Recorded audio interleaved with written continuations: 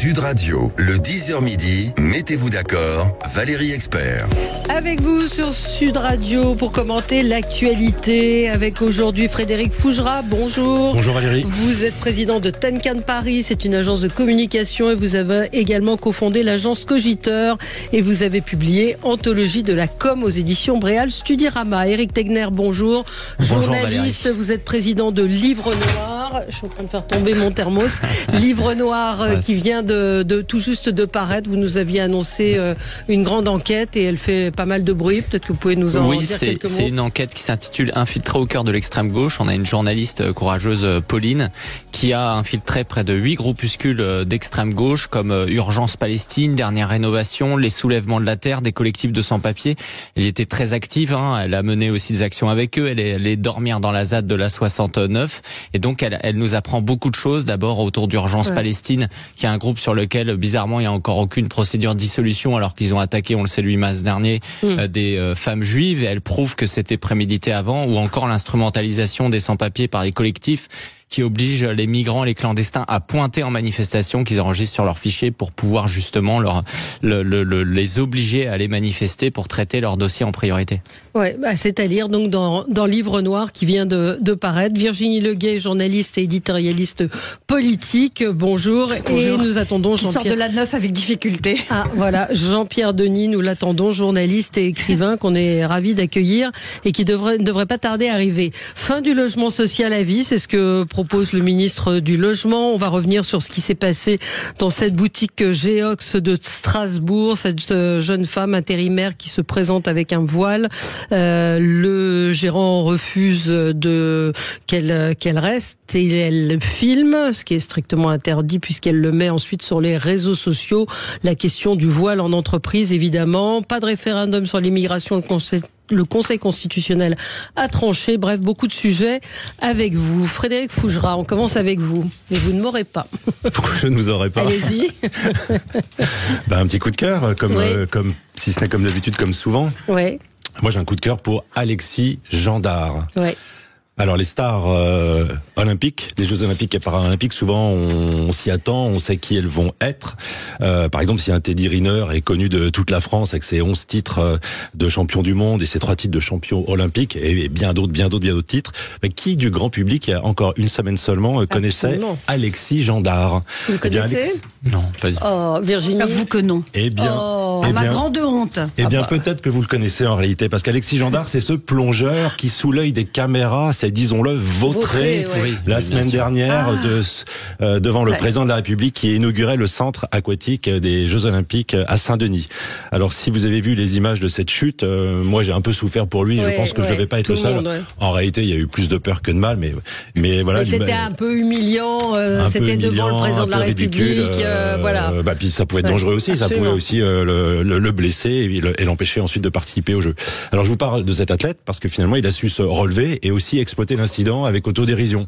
Dès lundi, il publiait sur les réseaux sociaux avec la complicité d'un compte assez sympa qui s'appelle Fédération Française de la Loose, qui répertorie tous les ratés, tous les loupés dans le monde du sport, avec une vidéo comment bien rater son plongeon. Alors, il a donné un exemple, par exemple, pour être certain de glisser au moment d'un plongeon, plutôt utiliser du savon de Marseille sous les pieds plutôt que du talc. Voilà, je voulais faire un coup de cœur et un clin d'œil à cet athlète. C'est humour, humilité et simplicité.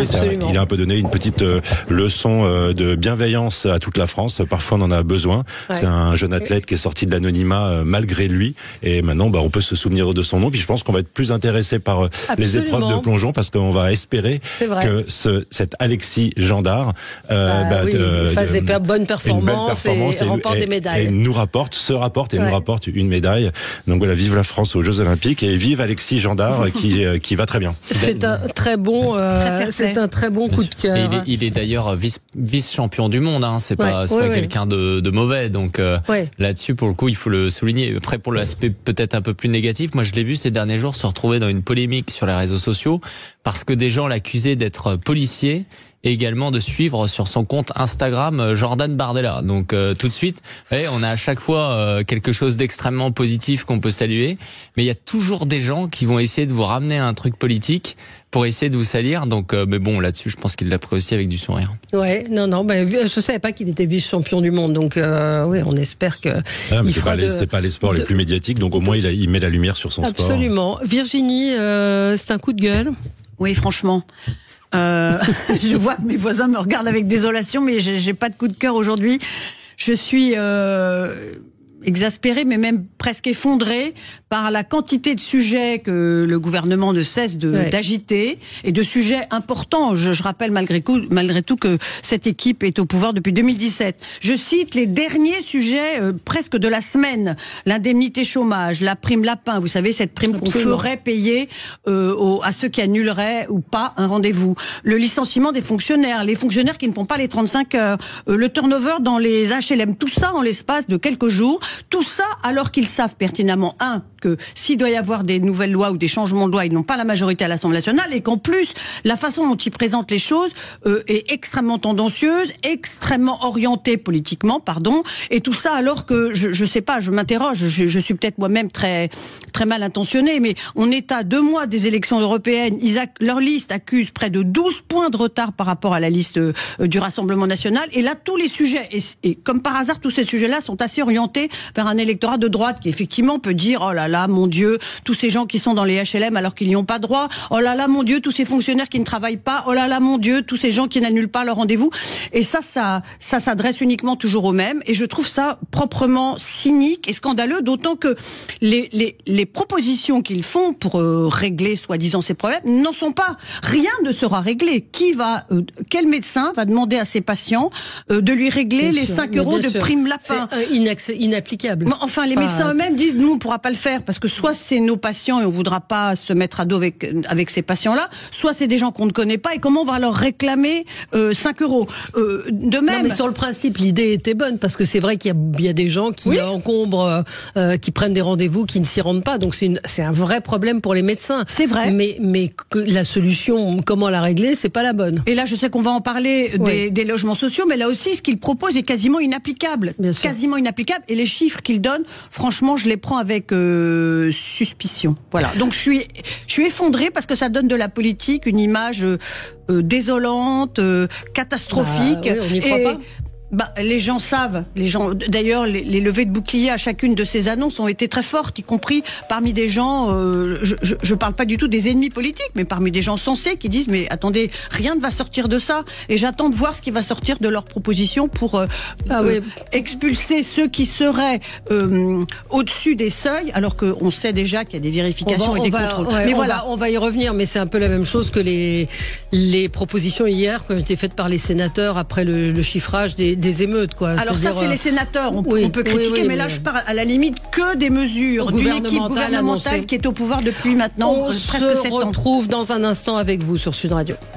Sud Radio. Sud Radio. Parlons vrai. Parlons vrai. Sud Radio. Parlons vrai. Sud Radio, le 10h midi, mettez-vous d'accord, Valérie Expert. Et nous allons certainement nous mettre d'accord, je n'en doute pas un instant, autour de Frédéric Fougera, président de Tenkan Paris, une agence de communication. Vous êtes également le cofondateur de l'agence Cogiteur, et vous avez publié Anthologie de la com aux éditions Bréal Studirama. Il y en a qui auraient besoin de vous en ce moment. Éric Tegner, journaliste, président de Livre Noir. Virginie Leguet, journaliste et éditorialiste politique. Et Jean-Pierre Denis, bonjour. Ravi de vous accueillir, journaliste, écrivain, et vous avez longtemps dirigé le quotidien La Croix. Non, je me trompe. L'hebdomadaire La Vie, pardon. Mais maintenant, vous travaillez pour La Croix, les éditions internationales, pour le groupe Bayard. Voilà, je savais qu'il y avait un truc qui allait pas. Fin du logement social à vie, la boutique Géox avec le gérant menacé de mort, avec cette jeune femme voilée qui a posté sur les réseaux sociaux le refus de ce gérant de la laisser travailler dans ce magasin. C'est une intérimaire. On va parler du référendum sur l'immigration et de bien d'autres sujets avec vous, puisque nous faisons ce tour de table de vos coups de cœur et de vos coups de gueule. Jean-Pierre Denis, vous, c'est une bonne nouvelle que vous nous annoncez. Oui, comme j'arrive à votre antenne, c'est normal que j'amène quand même une bonne nouvelle. Absolument, c'est bien. En tout cas, c'est au niveau de l'annonce, parce que vous savez, il faut toujours, puisqu'on parle de com, distinguer entre les annonces et les réalités budgétaires qui vont derrière. Mais en tout cas, c'est l'idée que désormais, les personnes qui sont en fauteuil verront leur fauteuil, et parfois c'est des fauteuils très très coûteux, intégralement remboursés. Le problème, c'était le reste à charge, qui était parfois énorme et dissuasif.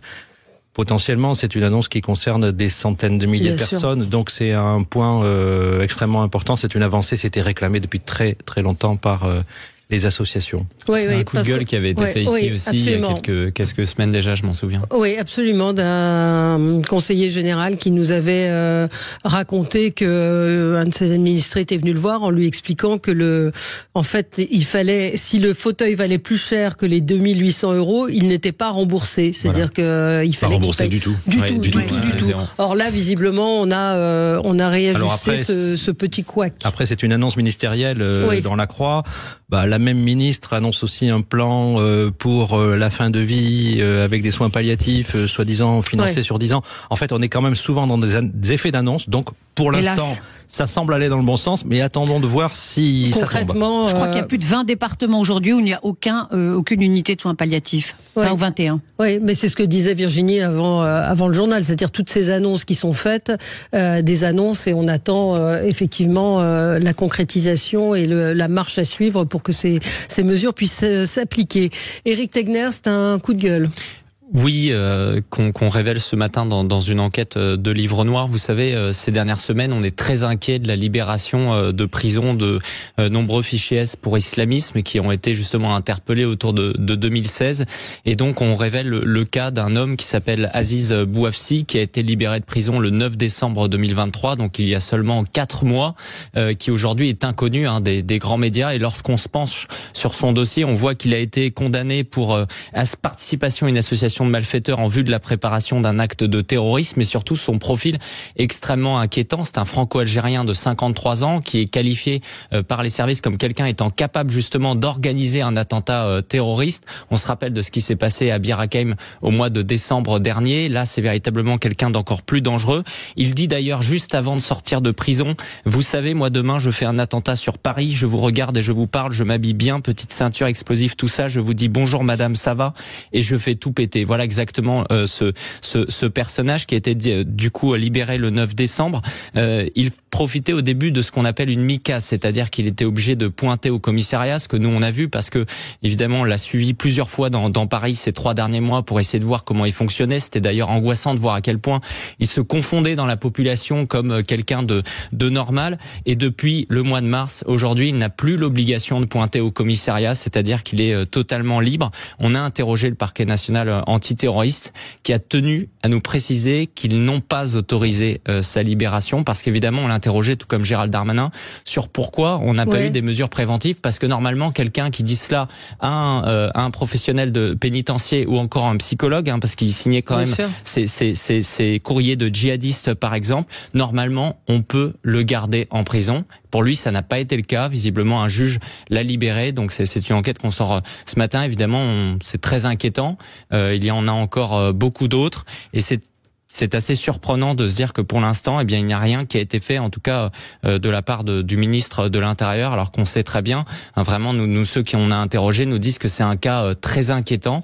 Et pourtant, il est libre aujourd'hui dans le 20e arrondissement de Paris. Il a effectué sa peine, donc qui a duré 6 ans. Il faut savoir qu'il fait partie d'une fratrie de 3 djihadistes. Il a encore un frère qui est en prison parce qu'il est parti en 2014 avec l'aide de son frère Aziz en Syrie. Il a un autre frère qui est parti en Irak en 2003. Donc on est vraiment sur ce type de profil qui nous fait penser aussi par exemple au frère Koulibaly qui est très stressant. Il dit par exemple, moi qui croisais des caïds et des caïds en détention, je peux vous dire que les gens sont en train de se former, et Nice, Charlie Hebdo n'est rien face à ce qui va arriver. On sait qu'il y a les Jeux Olympiques qui sont là demain. On parle souvent des mesures qui sont mises en place. Pour l'instant, en tout cas, nous on attend le retour de Gérald Darmanin qu'on a à nouveau interrogé. Oui, un auditeur demande si vous avez l'autorisation pour suivre des gens. On a aujourd'hui l'autorisation en tant que journaliste de pouvoir effectivement se rendre parce qu'on a son adresse qu'on n'a évidemment pas diffusée. Ça, c'est notre obligation déontologique de ne pas le sortir. Mais dans l'espace public, on a le droit de voir effectivement ce qu'il fait, où il se rend, pourquoi. Et on essaye aussi de comprendre l'environnement dans lequel il est. C'est un environnement où pas loin il y a des synagogues, des lieux qui sont justement susceptibles à un moment donné d'être attaqués. Donc c'est aussi le devoir. Je pense que c'est important aussi à chaque fois, vous savez, lorsqu'il y a un passage à l'acte, lorsqu'il y a un acte terroriste, on se retrouve au bout d'une heure avec en fait énormément d'informations qui nous parviennent et à chaque fois il y a ce côté, il était identifié, il était fichier S. On a l'impression que tout le monde le savait et ça n'a jamais sorti avant parce qu'effectivement il n'y a pas de surveillance particulière. Alors, on a interrogé. Les personnes qu'on a eues nous disaient que eux n'étaient pas informés s'il y avait une surveillance. Ce qu'on peut dire, c'est que la seule mesure qui était mise en place, c'était un pointage, soit le matin à 9h, soit le soir à 17h, et que ce pointage aujourd'hui, il n'a plus lieu. La DGSI le suit peut-être, mais quand on voit ce qui s'est passé le 2 décembre, ça veut dire 7 jours seulement avant sa libération, avec justement l'attentat de Bir Hakeim. On sait que la DGSI expliquait qu'ils avaient beaucoup trop de profils à suivre. Vous imaginez que dans ce contexte, ils laissent 7 jours après sortir un individu comme Aziz Bouafsi. Ouais. Commentaire. Malgré un avis négatif, si j'ai bien compris ce que vous avez dit. Alors, le parquet national antiterroriste n'a pas dit qu'il allait donné un avis défavorable, mais il a tenu à nous dire, tout en précisant qu'il ne voulait pas parler du reste, qu'il n'avait pas autorisé sa libération. Je vois pas la nuance. Non. Oui, je suis d'accord. Pardonnez-moi, je suis pas très subtil, mais je vois pas très bien en fait s'ils ont dit oui ou s'ils ont dit non. Alors pour moi, c'est un avis défavorable. Mais je tiens à citer exactement et précisément ce qu'ils ont dit parce que s'ils n'ont pas autorisé sa libération, je vois pas à quel moment en fait s'ils sont au courant du profil et qu'ils tiennent aussi à nous le dire, parce qu'ils ont évacué tout le reste de questions. Moi, j'ai eu le sentiment qu'ils tenaient à dire c'est vraiment pas nous et tous nos contacts d'ailleurs nous disent exactement qu'ils sont assez exaspérés par le fait que cet individu aujourd'hui n'est pas pris suffisamment au sérieux. Donc le parquet peut émettre un avis défavorable. Et un juge peut décider derrière sa libération. Ça. Et ne pas être suivi. Mais il peut y avoir effectivement ce que dit une auditrice, la DGSI, qui le surveille. Oui, mais quand on voit ce qui s'est passé le 2 décembre, c'est une problématique. Et à quel moment on ne fait pas à quel moment on n'anticipe pas aussi la fin de la MICAS, qui consiste justement à pointer, ce qui est déjà pas grand-chose, parce que vous pointez juste à 7h ou à 18h le soir. Bon, il y a quand même assez peu de mesures restrictives qui le concernent. Et encore une fois, il pouvait rester en prison. Je pense que c'est plus facile de maintenir ce type d'individu en prison que de mobiliser des moyens de la DGSI. Donc on verra derrière, parce qu'on sait à chaque fois que ça fonctionne comme ça. Le ministre de l'Intérieur, il fonctionne par rapport à ce que derrière l'opinion publique pense. Une personne, juste Jean-Pierre Denis, sur les fauteuils, me dit que les dossiers sont extrêmement compliqués et décourageants à remplir pour obtenir les remboursements pour les fauteuils pour personnes handicapées. C'est la réalité. Ouais. On se retrouve dans un instant et on va revenir sur cette affaire Geox. À tout de suite. Sud Radio, votre attention est notre plus belle récompense. Et Samy nous appelle de Lyon avec cette nouvelle fréquence, le 105.8. Moi, je vous écoutais déjà depuis pas mal de temps via l'application, mais maintenant, je peux vous suivre partout sur cette nouvelle fréquence. Sud Radio, parlons vrai. Sud Radio, le 10h midi, mettez-vous d'accord, Valérie Expert. Et nous sommes ensemble pour commenter l'actualité. L'actualité, c'est ce qui s'est passé à Strasbourg dans un magasin Geox. C'est une marque suisse, je crois, ou allemande, je ne sais pas, je sais plus exactement. Le gérant du magasin a demandé à une jeune femme intérimaire de quitter les lieux au motif qu'elle portait un voile. Cette jeune femme a décidé de filmer l'entretien et de la diffuser sur les réseaux sociaux. Résultat, le gérant de la boutique a été la cible de certain nombre de menaces, dont des menaces de mort. Le magasin aujourd'hui est fermé. Atteinte à la laïcité, le gérant était dans son droit, c'est ce que dit la loi. Ça pose encore une fois la question des signes ostentatoires. La loi permet à chaque entreprise, c'est interdit dans le domaine public, mais la loi permet à chaque entreprise de décider si elle accepte ou non qu'une personne soit voilée. Je ne sais pas qui veut réagir. Oui, si c'est mis dans le règlement intérieur, effectivement, ils ont le droit de le faire.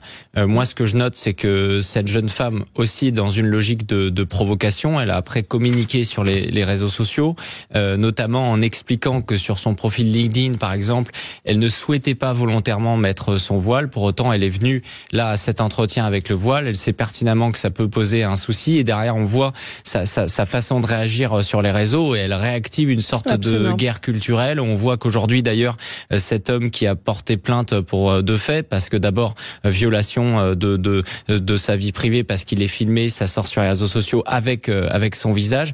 Et donc, aujourd'hui, il reçoit énormément de menaces de mort. D'un côté, énormément de Français le soutiennent parce qu'ils trouvent qu'il a été courageux, parce qu'il y en a beaucoup aussi qui aujourd'hui n'osent pas faire ce genre de choses alors qu'ils ont tout à fait le droit de le faire, et d'autres qui derrière en fait aujourd'hui font des menaces de mort contre cet individu. Donc ça nous replonge quand même dans cette logique aujourd'hui qu'on vit depuis quelques semaines avec une série de faits qui montrent qu'il y a une tentative aussi de certaines franges radicalisées parmi des populations musulmanes, pas toutes bien évidemment, qui essayent un peu de tester nos limites à travers même nos lois. Et elle dit, qu'elle cache volontairement aux agences d'intérim le fait qu'elle porte un voile, qu'elle n'a pas changé son profil LinkedIn ni sur son CV de peur que les recruteurs abandonnent toute poursuite avant de l'avoir vue. Et dans une vidéo postée sur le net, elle s'exprime et elle dit qu'elle est une nouvelle voilée, que Jean-Pierre Denis, ça pose beaucoup de questions évidemment. Les signes religieux. Il y a pas mal d'incidents de ce type. C'est pas la première fois. Effectivement, souvent, c'est sous le radar parce que la personne n'est pas prise sans que ce soit explicité. Là, il y a une médiatisation de cette affaire qui fait que ça prend des proportions importantes. Mais effectivement, c'est un peu un cas d'école. Ouais. Moi, je voudrais en profiter pour rappeler exactement ce que dit la loi. Fougera, Alors d'abord, en France, on a un état de droit, donc on respecte la loi. Il y a des lois pour lutter contre les discriminations, mais il y a aussi d'autres lois. Et en l'occurrence, si on se réfère à l'arrêté de la Chambre sociale de la Cour de cassation, qu'est-ce qu'elle dit? Ça a été rappelé tout à l'heure. L'employeur peut interdire le port d'un signe religieux, mais c'est pas qu'une question de religion, c'est aussi une question de philosophie, c'est aussi une question politique. Je ne suis pas autorisé à venir avec un badge du Rassemblement national ou un badge de la CGT sur ma veste, à la condition que cela figure au règlement intérieur, c'est-à-dire qu'on n'organise pas le règlement en fonction de l'individu qu'on a en face de soi au jour le jour. Donc ça doit être écrit et mentionné quelque part, et ça doit répondre à deux conditions. Le fait que la clause elle soit générale et indifférenciée, c'est-à-dire on ne cible pas une communauté où les femmes, les hommes, les gens de droite, les gens de gauche ou que sais-je. Donc c'est pour tout le monde, et c'est pour les gens qui sont en contact avec le public et pas les autres. Donc ça c'est ça la règle. Oui, Virginie. Après, là, le délit, il n'est pas commis par le gérant de l'entreprise. Il y a un délit qui est commis par la personne qui se sent discriminée. C'est son droit de se sentir discriminée et elle peut le poursuivre si elle l'entend. Mais en tout cas, elle commet le délit finalement de l'afficher, de quelque part directement ou indirectement de faire un appel au harcèlement. Donc elle le met en cause, elle le met en danger. Et il y a des conséquences qui peuvent être très graves pour cette personne, dramatiques, et qui seront certainement. Il y aura aussi des conséquences pour cette jeune femme qui est hors la loi dans ce qu'elle fait. Elle est hors la loi et passible de poursuite. Non pas parce qu'elle porte un voile, mais parce qu'elle a diffusé sur les réseaux une vidéo avec une intention. En fait, il y a une intention derrière. Et l'intention, elle est en train de s'exprimer avec le harcèlement que subit cette personne. Et sans autorisation, Virginie, ça vous inspire Oui, toute la difficulté pour ce gérant qui a été assez courageux, parce que je crois de ce que j'ai entendu, il lui a dit: vous n'avez pas, de mon point de vue, la tenue adéquate, donc je ne peux pas vous embaucher, parce qu'elle venait pour un entretien d'embauche. Toute la difficulté va être de savoir si l'entreprise Geox l'a fait figurer dans son règlement intérieur, ce que jusqu'à présent personne ne sait. D'ailleurs, Geox est assez silencieux depuis les faits. En termes de com. Et si ça figure pas dans le règlement intérieur, il est en fait dans son tort. On pourra en juger ce qu'on en jugera, mais il sera dans son tort. Et c'est elle qui aura raison. Et autre remarque que je fais... Elle n'aura jamais eu raison de l'afficher et de le publier sur le réseau. C'est pas ce que je dis. Elle aura eu raison de dire qu'elle a été discriminée à tort. Mais je trouve que sa démarche à elle est extrêmement préparée. Elle arrive voilée. elle filme immédiatement, donc elle n'est pas du tout prise au dépourvu, et elle l'affiche visage découvert sur les réseaux sociaux, au risque effectivement, c'est d'ailleurs ce qui est en train de se passer, qu'ils subissent des menaces extrêmement puissantes. Donc ce que je trouve inquiétant, c'est que on voit bien d'ailleurs que ça se passe dans les écoles aussi. Quand un responsable d'établissement dit à des élèves, et là pour le coup la loi est très explicite, dit à l'intérieur de l'école vous ne portez pas de voile, c'est souvent l'élève qui proteste, qui porte plainte, et il y a quelque chose qui est en train de se passer, c'est-à-dire qu'il y a un mouvement de revendication pour pousser jusqu'à l'extrême limite les termes de nos lois, qui sont parfois d'ailleurs flous. Là on ne sait pas ce qui va être décidé, on ne sait pas ce qui va être prévu dans le règlement intérieur, mais il y a quelque chose qui est en train de se passer et qui se passe dans tous les secteurs, comme s'il y avait, j'allais dire, une campagne organisée. Oui. Éric Tegner. Moi, je note deux choses, c'est que aujourd'hui, ces campagnes de revendication que je qualifierais d'islamistes, parce que c'est de ça dont on parle, viennent de femmes et de jeunes femmes. Ça, c'est quand même une nouveauté. Il y a quelques années, lorsqu'on pouvait critiquer le voile, par exemple Caroline Fourest le faisait, c'était sur une ligne très laïcarde. On expliquait qu'il fallait lutter contre le voile parce que d'abord, c'était un instrument de soumission de la femme. Sauf qu'aujourd'hui, ce qu'on voit dans l'espace public, c'est que depuis quelques années, c'est perçu comme un instrument de libération de la femme musulmane qui, jeune, pour justement, en tout cas c'est comme ça que c'est présenté, va choisir pour essayer justement de transgresser, non pas d'enlever son voile, mais de remettre un voile. Et elle est passée dans une deuxième séquence aujourd'hui qui consiste aussi à obliger les autres musulmanes qui peuvent être pratiquantes mais ne pas porter le voile. On l'a vu par exemple sur le cas de Samara, à leur dire pourquoi toi tu ne portes pas le voile. Et là, ce qui est intéressant aussi, parce que vous savez, on s'interroge souvent à chaque fois lorsqu'on parle de ces questions sur quelle est la différence entre des musulmans modérés et également l'islam radical. Ça porte la question de ce voile aujourd'hui qui n'a plus la même portée qu'il y a quelques années, dans la mesure où il est justement devenu un symbole politique, que sur TikTok, vous allez y voir, il y a énormément de jeunes femmes qui justement font de la communication pour obliger et pour de facto donner le sentiment à d'autres qu'en fait, il faudrait justement qu'ils portent le voile, sinon ce seraient des mauvaises musulmanes. Donc ça va poser cette question, comment demain reconnaître, comment se dire, comment on va décider aussi de se dire que dans le règlement intérieur on met ou pas. En tout cas là, ce que ça montre, c'est que cette jeune femme qui a le voile, à partir du moment où on lui donne un stop, qu'on lui dit non, on ne veut pas t'embaucher, derrière elle part dans une logique revendicatrice et violente verbalement. Donc selon moi, ça donne quand même un indicateur, sans faire l'amalgame sur l'ensemble, mais en tout cas au niveau des jeunes. Vous savez, il y a les dames plus âgées qui ont 50, 60 ans qui portent le voile. On se rappelle de la femme, de la mère notamment de celui qui a été assassiné par Mohamed Merah. Là, je parle vraiment des jeunes. Aujourd'hui, à 15, 20, 25 ans, choisir de porter le voile, pour moi, c'est un indicateur à minima, d'une vision assez radicale de l'islam. Jean-Pierre Denis, sur la religion en particulier, sur justement cette volonté d'afficher ostensiblement sa religion, ce qui est le cas avec le voile. La religion, pour moi, c'est quelque chose qui veut rien dire. Il faut situer toujours dubitatif quand on dit les religions en général. Bon, là, il y a une problématique qui est quand même particulière. Je pense pas qu'elle se situe de la même manière. Je suis peut-être le catholique de service à votre antenne. Je me sens pas spécialement concerné quand j'entends évoquer ce genre de revendications. Pour moi, elles s'inscrivent aussi dans un courant qui est plus large, qui sont des revendications identitaires, avec du testing, il y a un certain nombre de techniques de com, en fait, qui ont été employées par des militants de tous ordres pour dénoncer ce qu'ils estiment être des discriminations. Et là, ce qui est intéressant, c'est que dans ce cadre-là, elle a utilisé cet outil pour une revendication identitaire qui est clairement située.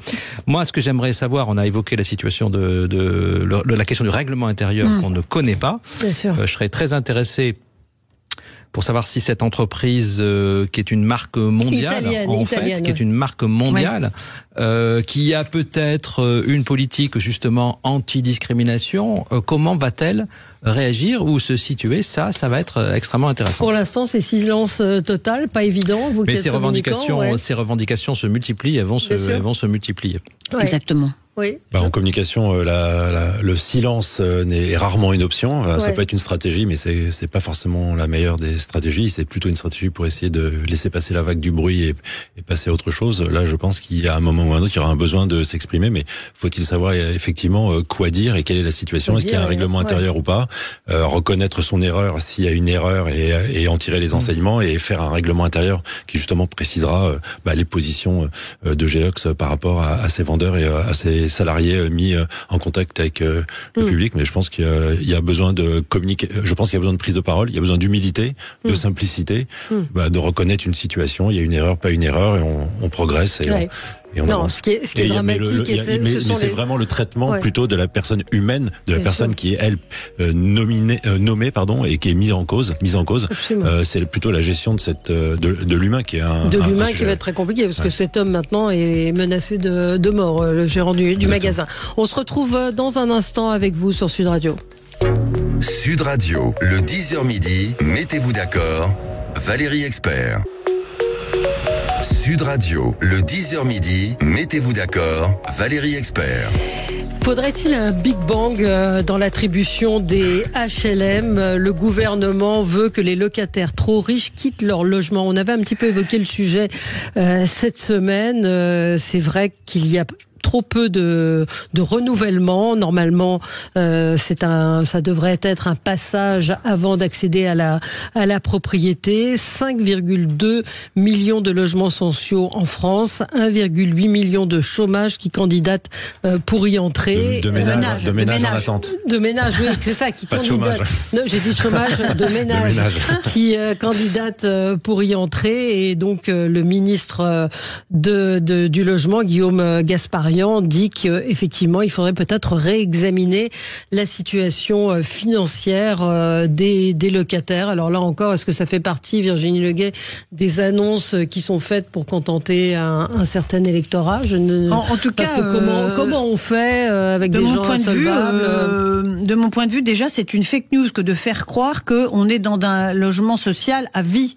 Il y a des vérifications à la fois sur les revenus. Si, il y en a bien sûr. Les bailleurs, ils sont obligés et la loi les surveille. Donc il est complètement faux de dire que une fois qu'on y est, on n'en sort pas. Ça ne se passe pas comme ça dans les faits. En plus, je ne sais pas d'où sort ce chiffre de 8%, parce que c'est ça le chiffre qui est donné, de 8% de gens qui seraient eux-mêmes plus au-dessus des seuils et qui devraient déménager.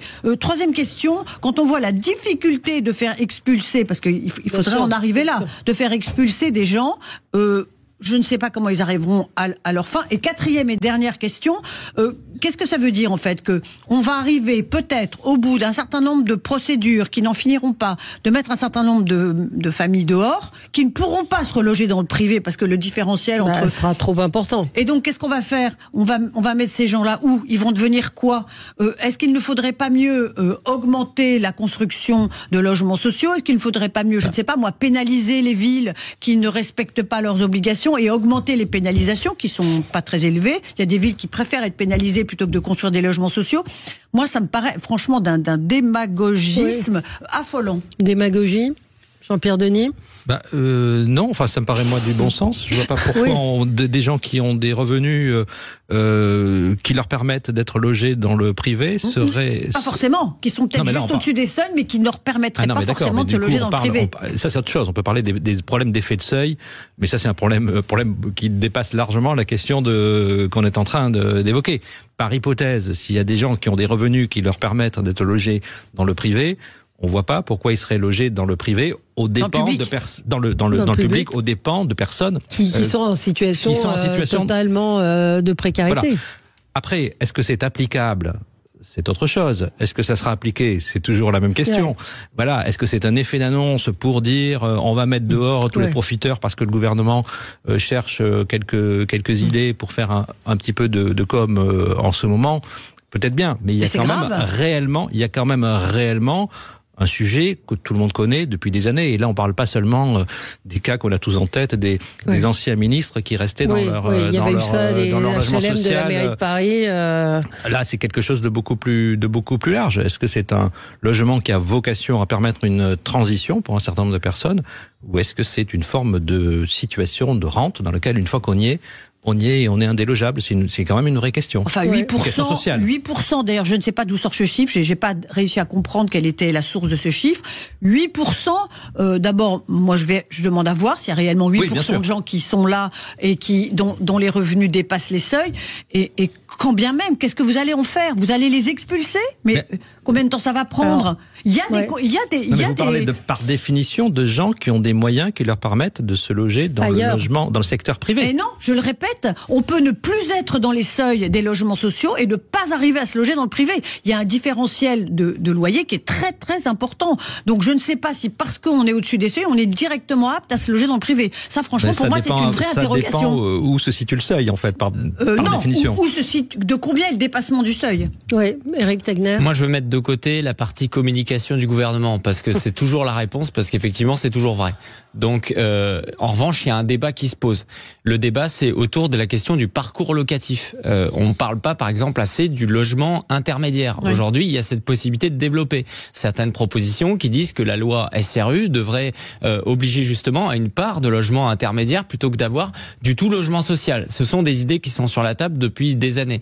Le deuxième élément, c'est que sur le cas justement de ces fameuses expulsions, moi je le vois sur certaines villes, notamment où je vis, où en fait ce sont des quartiers qui sont en train d'être rénovés et les logements sociaux autour, en fait, ne sont toujours pas vidés totalement parce que on ne peut pas, alors qu'on leur propose de nouveaux logements qui seront meilleurs, qui seront bien meilleurs, hein, parce que les logements sociaux aujourd'hui, c'est extrêmement qualitatif, c'est pas les tours des années 70. Non. Beaucoup aussi refusent de partir. On a une problématique de loi, donc ça bloque aussi l'ensemble du travail de rénovation de ces différentes banlieues, notamment dans l'approche région parisienne. Ensuite, il y a aussi un sujet qui avait été posé pendant l'élection présidentielle, c'est évidemment le sujet où on voit, aujourd'hui ce sont des chiffres, hein, je veux pas lancer la polémique, mais que les populations immigrées à 31% sont dans les logements sociaux, que les populations non immigrées, ça veut dire étrangers, et ceux qui ont été naturalisés sont aujourd'hui seulement à 17%. Donc évidemment qu'aujourd'hui aussi, on sait qu'une partie des logements sociaux sont saturés par une arrivée d'une nouvelle immigration, d'une immigration d'ailleurs qu'on voit arriver depuis des années, parallèlement au même problème qu'on voit depuis des années des logements sociaux. Donc ça me permet en fait de conclure sur le fait que le gouvernement ne fera rien, parce que s'ils font quelque chose de toute façon, ils vont faire en sorte de ne pas avoir l'air de cibler les immigrés, parce que c'est ça en permanence sur la seule colonne vertébrale qu'ils ont sur la question de la protection sociale, etc. C'est sur le sujet, on l'a vu dans la loi immigration, et donc ils vont faire un distinguo, et donc il ne se passera rien, parce que si on ne prend pas en compte ce sujet, de toute façon on peut pas s'aborder à l'ensemble du problème, même s'il n'est pas juste restreint là-dessus, bien entendu. Ça pose la question aussi de la gestion. Il y a une auditrice qui me signale un fait dont j'ai déjà entendu parler, c'est la transmission du logement. C'est-à-dire que les parents ont pu avoir un logement, ils s'en vont en province pour X raisons, et les enfants occupent donc c'est un problème de contrôle aussi. Ou un autre cas où ils ont un grand logement social de 100 mètres carrés parce qu'ils ont une famille, mais à partir du moment où les enfants partent et que les parents se retrouvent à deux, eh bien en fait ça serait naturel qu'ils changent. Mais là on va vous dire ah oui mais vous imaginez, ils ont passé du temps dedans, il y a un déracinement. Et pourquoi on dit ça? Parce qu'il y a malheureusement cette notion d'acquis social. Ça veut dire que vous avez un logement social, c'est un droit, on ne peut pas vous l'enlever. Et on pense trop que justement qu'on va les mettre dans la rue. Moi je note quand même que lorsque Emmanuel Macron a été élu en 2017, il y avait par exemple 90 000 hébergements d'urgence, qu'il en a construit 110 000 de plus, il y en a 200 000. Aujourd'hui ils sont aussi majoritairement utilisés par justement des clandestins qui sont mis dedans, hein. C'est la part la plus importante par rapport au sans domicile fixe. Donc quand il y a une volonté politique, il y arrive. Mais évidemment qu'on va pas mettre les gens dehors s'il n'y a pas de solution alternative, mais ils n'ont pas l'air de vouloir y travailler. Frédéric Fugera. Moi, j'ai envie de sortir du débat et de la polémique sur le gouvernement gouverne. Oui, je pense qu'il fait son boulot. Alors après, on apprécie aux résultats plus qu'aux annonces, mais après, si maintenant on polémique sur le fait que le gouvernement travaille, je vois pas où on va aller. Oui, mais il travaille pas. C'est qu'il annonce. Il annonce. C'est pas son travail, ça, d'annoncer. Oui, mais c'est une étape du travail. Après, on juge au résultat. On peut pas condamner à l'annonce. On faut plutôt juger au résultat. On peut déjà réfléchir. Est-ce que l'annonce peut être suivie des faits? C'est ça la question. À vous entendre, un non. ministre de l'économie, un président qui sont même pas d'accord sur la notion de la dette. Alors. À vous entendre, non. Moi déjà, ce que je voudrais peut-être partir d'un fondamental, c'est que ce qui est juste, ce n'est pas de faire une situation à un droit, mais c'est de faire que le droit soit le même pour tous. Et est-ce que c'est tabou de se poser la question de est-ce que j'ai le droit à un logement social à vie? Non, je pense qu'il y a aucun tabou là-dessus. Et si on reprend la terminologie, donc la communication utilisée par le gouvernement, c'est que le gouvernement entend favoriser la fin du logement social à vie pour les gens qui ont largement dépassé. Donc la question c'est qu'est-ce qu'il y a derrière le mot favoriser? Est-ce que c'est une question d'accompagnement? Et qu'est-ce que ça veut dire largement dépassé? Donc c'est pas les gens qui ont 1 euro de revenus supplémentaires et du coup on les met à la rue et ils se retrouvent effectivement à la rue parce qu'ils sont pas en situation de se payer un logement dans le privé ou un logement intermédiaire. Donc la question c'est quelle mécanique, quel délai de prévenance, quel dépassement, depuis quelle durée? Parce que vous pouvez avoir un jour des revenus un peu supplémentaires, mais c'est pas forcément sur la durée, donc ça vous garantit pas une stabilité. Non, mais donc c'est à ce genre de questions, enfin c'est à ces questions qu'il faut avoir des réponses pour comprendre quelle est la logique. Mais est-ce que c'est un tabou? Est-ce que c'est un droit d'avoir son logement social à vie? Ben non, la réponse est non. Et comme ça a été dit, c'est payé par les Français. On sait que c'est le livret A aussi qui finance aujourd'hui le logement social. Donc bien entendu qu'on a le droit de poser le débat. Mais c'est-à-dire qu'il devrait peut-être déjà prendre les dysfonctionnements à la base, c'est-à-dire ce que nous raconte cette auditrice et qui visiblement n'est pas un cas isolé, c'est-à-dire sur les fraudes qu'il peut y avoir aussi. C'est-à-dire que les contrôles, ils sont assez faciles tout de même. Il y a normalement des gens qui sont là. Et ils sont prévus par la loi, les contrôles. Oui, Jean-Pierre Denis. L'évaluation régulière de la situation des gens. Les contrôles. Peut-être que ça existe, mais ça n'existe pas partout et de façon régulière. Les contrôles, bien évidemment, mais il y a une autre réalité, c'est que les bailleurs ont plutôt intérêt à garder des locataires qui ont des revenus et qui payent très bien, très régulièrement. Et ça n'incite pas à les mettre dehors. Bien sûr, non, mais vous avez raison. On verra comment tout cela va évoluer. En tout cas, c'est à. Je fais une dernière petite observation. Je rappelle que il y a une majorité relative et que pour que les choses changent, il faut une loi qui est d'ailleurs annoncée au Conseil des ministres en mai, si j'ai bien compris. Est-ce que cette loi va passer? Voilà, donc on peut toujours annoncer, mais est-ce qu'on a les moyens d'aller jusqu'au bout de ce qu'on annonce? Les moyens, d'abord psychologiques et les moyens politiques.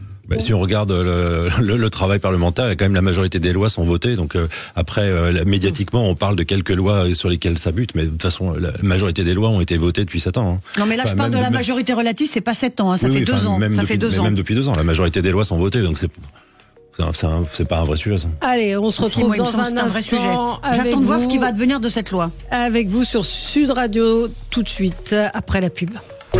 Sud Radio, le 10h midi, mettez-vous d'accord. Sud Radio, le 10h midi, mettez-vous d'accord. Valérie Expert.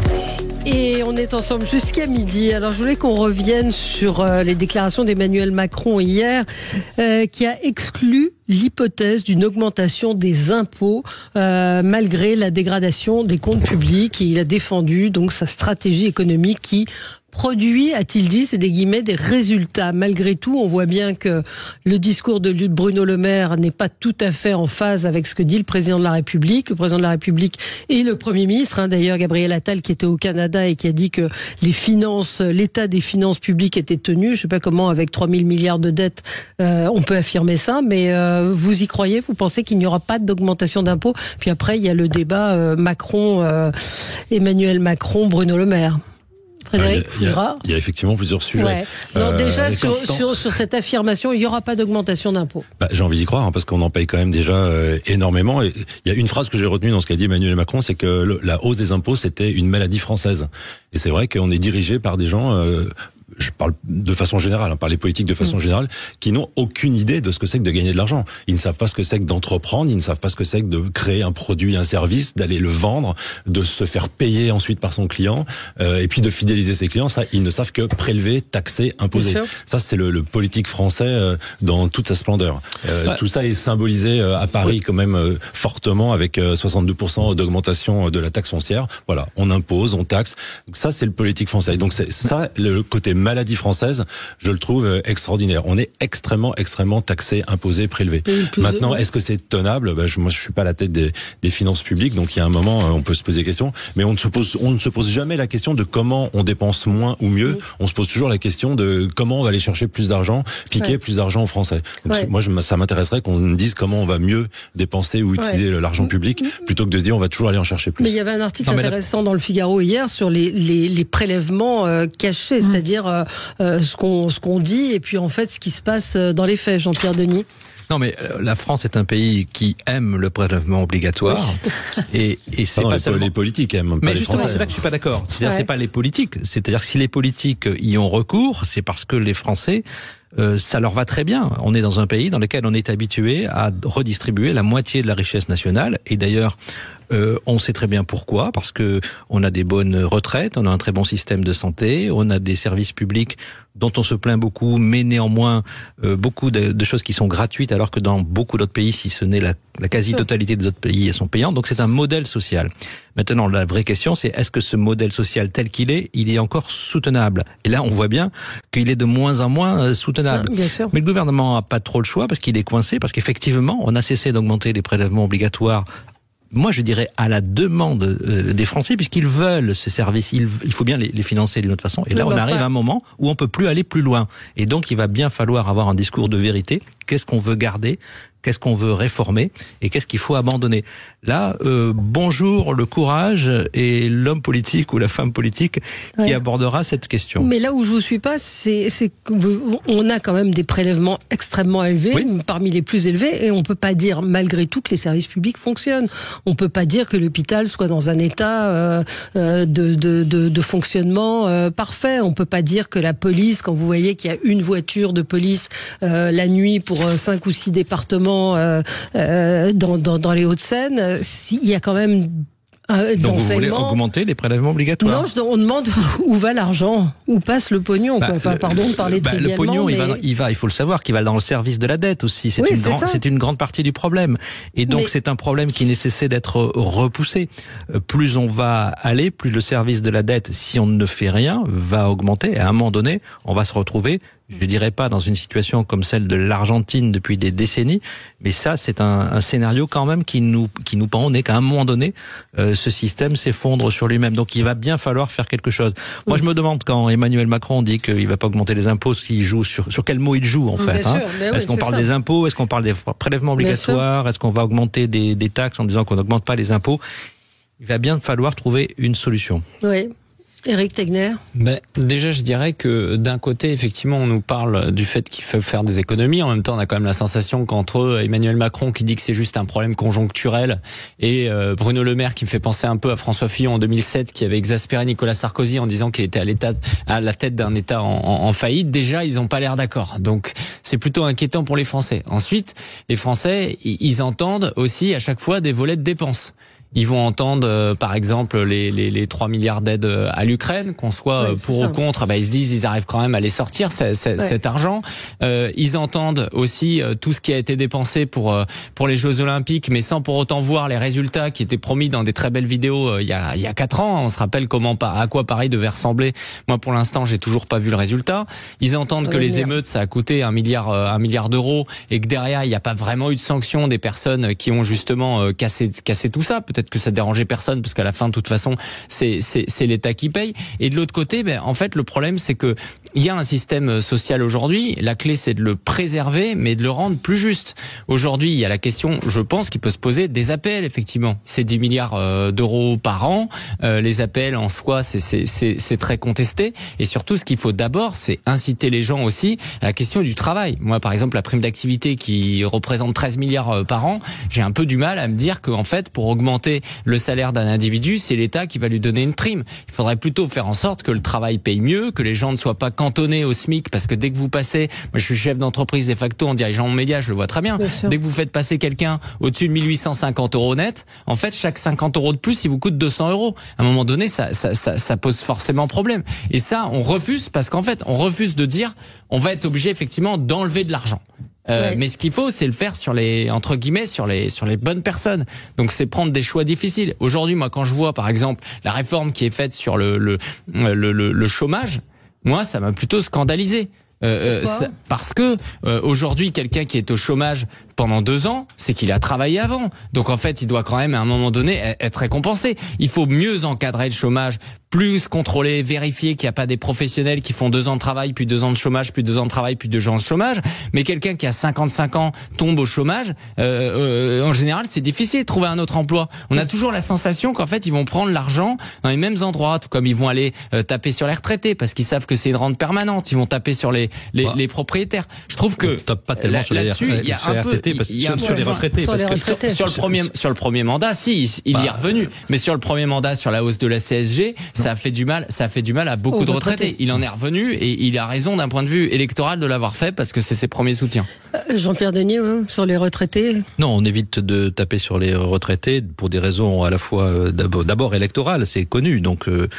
C'est pas exact de dire il faut au premier mandat sur la CSG. Oui, je parle de la situation actuelle. Mais de toute manière, on est toujours d'accord pour aller prendre dans la poche des autres et pour expliquer que il y a des dépenses qui, justement, celles-là sont particulièrement justifiées. Mais moi, le premier, je suis arrivé à votre antenne en disant que c'était bien que on rembourse intégralement les fauteuils des handicapés. Bien sûr. Ça me paraît absolument évident. C'est une dépense absolument nécessaire. Mais si on fait le tour de cette table, on va commencer à additionner des dépenses et personne ne sera d'accord sur celle qu'il faut enlever. Ce vers quoi donc, il faut aller. Réellement, c'est facile de le décréter à cette antenne. C'est un peu plus compliqué. Il y a quelque chose de schizophrénique dans ce gouvernement qui, d'un côté, a énormément dépensé. On se rappelle tous du quoi qu'il en coûte d'Emmanuel Macron et qui a donné du coup l'image aux Français que quand on voulait, on peut lâcher et qu'on peut lâcher indéfiniment.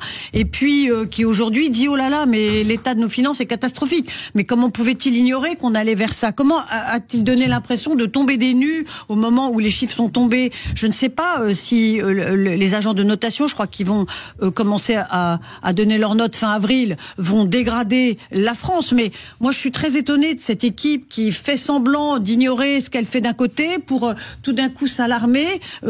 J'ai entendu, je crois, cette phrase d'Emmanuel Macron qui disait à Bruno Le Maire: ah non, mais alors qu'est-ce que tu fais? Ça fait 7 ans que t'es là. Ben oui, mais enfin, Emmanuel Macron aussi, ça fait 7 ans qu'il est là, pardon. Et ça fait 7 ans que... Ouais, bien sûr, il est le chef de l'État. Et puis qui répond aux demandes des Français. Il y a eu des chèques énergie, des chèques gasoil.